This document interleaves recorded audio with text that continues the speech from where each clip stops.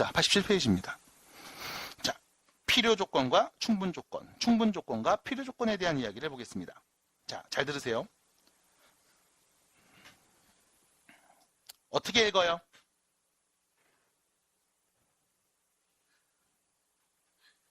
안 쉬어. 쉴 수 없어. 이거를 못 읽는 학생들한테 쉬는 시간을 드릴 수 없어요. P이면 Q이다. 뻥치지 마. 뭐 말이 안 나와. 자, P이면 Q이다라고 있습니다. 명제예요. 앞에 있는 조건 P, 가정을 만족하면 뒤에 있는 조건 Q, 결론을 만족합니까? 만족하니? 하고 물어보는 거야. 맞으면 참인 명제, 틀리면 거짓인 명제라고 보시면 돼요. 이때 우리는 주로 참인 명제들을 다루니까요. 참인 명제는 내가 뒤에다가 맨날 여기다 뒤에다 참 이렇게 썼거든? 아우 귀찮아 이 참 쓰는 것도. 그래서 이제 뭐 할 거냐? 짝대기를 두 줄로 그어요. 이렇게 그으면 아 P면 Q이다라는 명제가 참이구나 라는 뜻인 겁니다. 됐죠? 이거 내가 귀찮아서 그런 게 아니라 이렇게 가이드가 나와 있어요. 이거 수학적 표현이 원래 이래요. 그래서 다시 이렇게 짝대기가 두 개로 쓰여지는 화살표로 써 있으면 아 P면 Q이다라는 명제가 참이구나 라고 인지해 주시면 돼. 하나 더 P면 Q이다라는 명제가 참이라는 말은 조건 P를 만족하는 진리집합 P가 조건 Q를 만족하는 진리집합 Q에 포함된다는 말로 해석할 수 있습니다. 됐죠? 그럼 이때 우리가 이 두 조건에 대한 관계, 이름을 붙여줄 겁니다. 자, 가장 유명한 연예인 커플이 있습니다. 부부가 있잖아요. 송혜교, 걔는 안 됐고. 누구지? 걔는 아니잖아요, 부부. 누구죠? 연예인 중에 부부 누구 있니? 유명한 애들. 연예인으로 말하는 건 그렇다고 우리 엄마 아빠를 얘기할 순 없잖아. 누구죠? 이렇게 안 도와주면 쉬는 시간을 드릴 수가 없어요. 김태희요? 아, 비. 자, 좋습니다. 비가 있어요. 김태희가 있어요. 태희 아인가요? 맞겠지? 맞지 않아요? 봐봐. 비하고 김태희는 서로 부부죠. 됐음? 부부잖아. 그럼 이때 이런 얘기 할 수 있다? 비는 왜 김태희가 아니에요? 김태희의 남편이죠.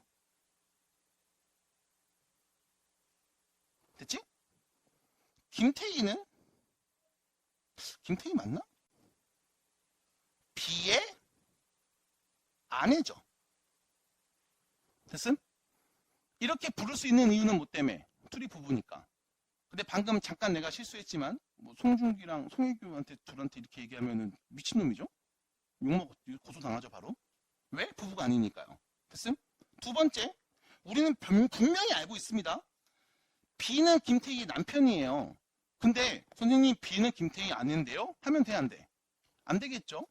이유는 뭐 때문에? 누가 남자고 누가 여자인지에 따라서 이름이 정해지니까. 받아들임? 그럼 이런 관계가 명제에도 있냐? 있다는 거예요. 그래서 그걸 소개시켜 드릴 겁니다. 자, 갑니다. 조건 P와 조건 Q가 있습니다. 이때 P면 Q이다라는 명제가 참일 때 볼 거야. 지금처럼. P면 Q이다라는 명제가 참일 때 우리는 이 두 조건을 표현하는 방법이 있어. 두 조건을 표현하는 방법이 있어. 뭐냐면 자, 바로 써드릴게요. 조건 P는 조건 Q이기 위한 충분 조건이라고 불려요. 두 번째, 조건 Q는 조건 P이기 위한 필요 조건이라고 부릅니다. 말이 좀 어려울 수 있습니다. 그래서 여러분들한테는 이렇게도 얘기해드려요.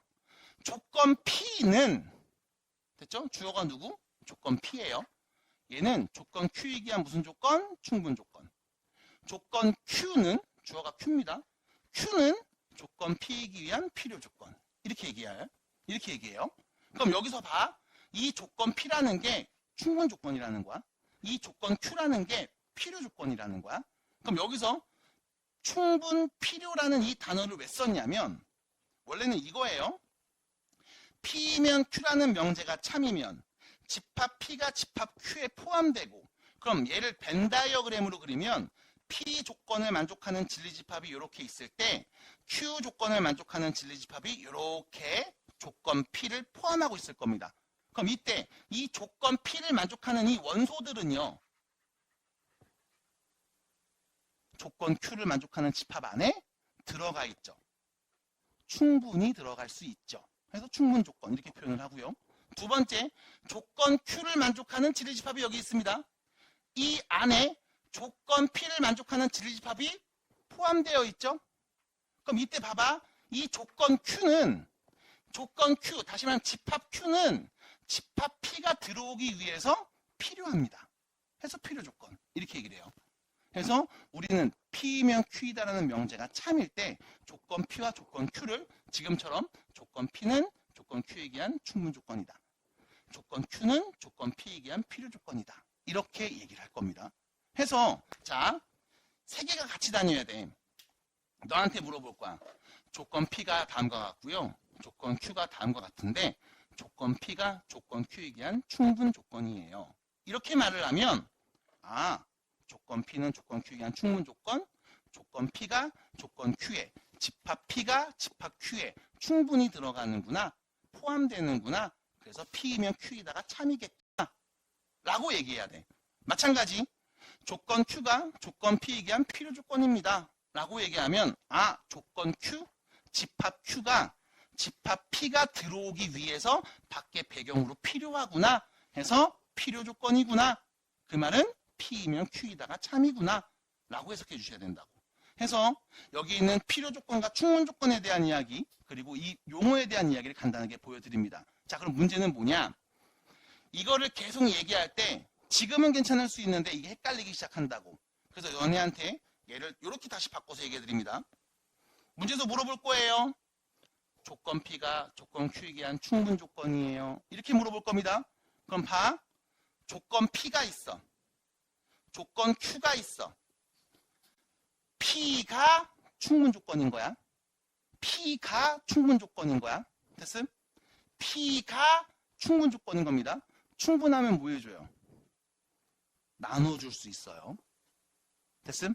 그래서 P가 Q한테 나눠주는 겁니다. 이걸 화살표로 그리면 P이면 Q이다가 참이라는 뜻인 거야. 다시요. 두 번째 줄로 말할 수 있습니다.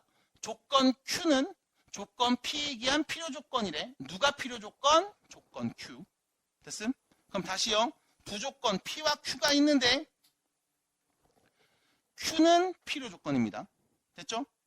Q는 필요 조건입니다. P, Q, 필요 조건입니다. 필요 조건입니다. 필요 조건이에요. 필요 조건 어떻게 표현할까? 필요 조건 P나요? 왜? 화살을 맞아서 P가 납니다. 그래서 이렇게 얘기해요. 그래서 간단하게 문제를 좀 보여드리면 뒤로 가봐. 96페이지에 49번을 좀 먼저 보면 96페이지 봐봐. 96페이지에 49번을 좀 먼저 보면 이렇게 나와. 야, 조건 3개 PQR이 있는데 P는 R이기 위한 필요 조건이야. 이렇게 얘기해. 누가? P하고 R 중에 누가? P는 주어가 P잖아. 맞아? P는 필요 조건이라고. 됐어? 그럼 P는 필요 조건이래. P난데 왜? 화살을 맞아서. 됐습니까? 그러면 R과 P의 관계에서 P는 필요 조건이야. R이면 P에다가 참인 명제라는 뜻인 거야. 됐음? 두 번째, Q는 R이기 위한 충분 조건이에요 라고 했지? 누가 충분이라고? Q는. 됐어? Q는 충분하대. 그러니까 뭐 해줘? 나누어 준다고. Q는 R한테 화살을 나누어 줄 거라고. 됐습니까? 받아드릴까요? 그래서 여기 있는 문장을 보면서 우리는 참인 명제를 끌어낼 수 있으시면 돼요. 그럼 다시 결론이 이렇게 되겠죠? R이면 P이다, Q이면 R이다가 각각 참인 거야. 그럼 여기서 지난 시간에 잠깐 얘기하고 말았던 이야기를 합니다. 사람은 죽는다. 나는 사람이다. 나는 죽는다. 맞나요? Q이면 R인데 R이면 P래요. 됐습니까? 다시 Q이면 R인데 R이면 P래요. 무슨 뜻? Q이면 R이라는 뜻이 되겠습니다. 괜찮을까요? 받아드릴까? 어떻게 돼요? Q이면 P. 됐어요? 괜찮을까요? 자, 안 끝났습니다. 왜요? 이 명제가 참이면 이 명제의 누구도 참이다. 대우. 대우 어떻게 표현해? 가정결론 바꾸고 부정 모두 붙이시면 돼요. 그러면 누군데? not P이면 not R이다도 참일 거고요. 마찬가지 not R이면 not Q이다도 참이겠죠. 그러면 not P이면 not R인데 not R이면 not Q니까요. 결과적으로 not P이면 not Q라고도 할 수 있겠습니다. 괜찮을까? 그래서 너네한테 명제관계 2개 주지만 실제로 얘네를 엮어서 네가 만들 수 있는 참인 명제는 총 6가지 정도 나와요. 됐음? 그럼 이 중에 다음 중 반드시 참이라고 할 수 없는 게 몇 번일까? 답을 해주시면 되겠습니다. 5번이죠. 역관계죠. 나도 몰라요. 참인지 거짓인지. 그래서 5번 이렇게 얘기할 수 있어요. 자, 그래서 다시요. 우리 아까 봤던 교재 87페이지였죠. 필요조건, 충분조건에 대한 이야기. 자, 문장으로 나올 겁니다. 얘를 보면서 누구이면 누구이다가 참인 명제인지를 써주셔야 돼요. 충분조건이라고 했어요. 충분하니까 나누어 줍니다. 화살을 줄 수 있어요. 필요조건이라고 했어요. 피가 나요. 화살을 맞아서요. 됐습니다. 괜찮을까요? 얘도 정리해 주시면 되겠고요. 자, 마지막 얘기 요까진 갈 거예요. 네모박스 한 번만 쳐주세요. 무슨 조건? 필요 충분 조건. 무슨 뜻이야? 필요 조건이면서 동시에 충분 조건인 거야. 됐음? 필요 조건이면서 화살을 맞으면서 동시에 충분 조건 화살을 줘도 된대. 어떤 상황일까? P이면 Q이다가 참이고 Q이면 P이다도 참일 때. 다시 말하면 P가 Q에 포함되면서 동시에 Q가 P에 포함될 때. 됐음? 이 명제가 참이고 이 명제의 역도 참일 때. 그때는 이때 이 두 PQ를 우리가 서로 필요 충분 조건이라고 부릅니다. 굉장히 특수한 상황이에요. 그 이유는요. P가 Q에 포함되며 동시에 Q도 P에 포함되니까. 서로가 서로에게 부분이니까. 서로가 서로에게 부분입니다. 두 집합이 서로 같다는 뜻이죠. 그래서 두 조건이 같은 조건일 때 그때는 필요 충분 조건 이렇게 얘기합니다. 그래서 실제로 이 표현들이 여러분들 뉴스 좀 보시면 나와요. 특히 뭐 그 범죄에 관련된 거 할 때 뭐 사이코패스의 필요 조건으로 막 뭐 이런 얘기를 막 해. 그때 쓰는 단어가 이 표현이야. 됐습니다. 그래서 아무튼 이렇게 표현해 주시고 우리는 교과서에 나오는 문제들을 차분히 잘 해결해 보는 시간 가져보도록 할게요. 자, 그러면 뒤로 가서 필요 조건과 충분 조건에 대한 용어들 계속 연습을 좀 해봐야 되겠죠. 교재 일단 94페이지에 3단 문법부터 시작해서 필요 충분 조건 얘기 빠르게 정리해보고 이제 나머지 절대부등식 얘기도 해보도록 하겠습니다.